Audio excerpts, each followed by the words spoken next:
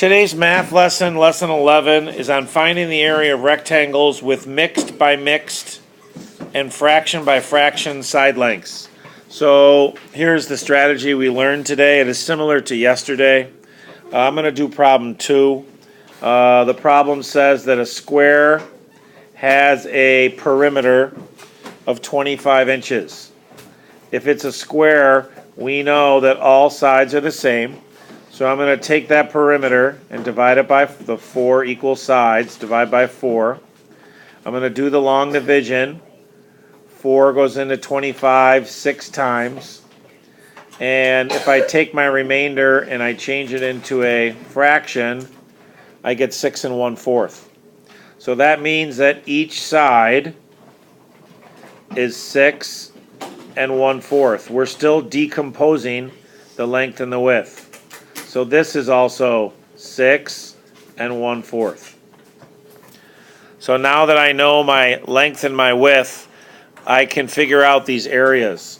So the first thing I'm going to do is this area right here. And I'm going to do 6 times 6, which equals 36. That's this area right here. Notice how the square is decomposed into four different parts or 4 different sections. Next, I'm going to do this area right here, and that is 6 times 1/4. Well, 6 times 1/4 is 6/4, which would be equal to 1 2/4, which is also equal to 1 1/2. So this area right here is 1 1/2. Next, I will do this section right here, which is also 6 times 1/4. And since we already did that, we know that 6/4 is equal to 1 1/2. So this area here is 1 1/2. And then finally, I have this real small area right here. That's going to be 1/4 times 1/4.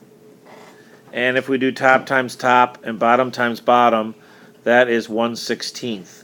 So this area right here is 1/16. So now you take all your areas, all the smaller sections, and add them up. So you have 36 plus 1 1/2 plus 1 1/2 plus 1/16. Well, if you use the Ainsley-McConnell method, you don't get a common denominator with 2, 2, and 16. You take these two right here, and you know that 1 1/2 plus 1 1/2 is 3 wholes. So you now have 36 plus 3 wholes plus 1/16, which would give you 39 1/16. And the unit is inches, and it's inches squared because we're figuring out area. And that would be the answer to homework problem number 2. And that is how we did area today. And that is how you would show all your work as well.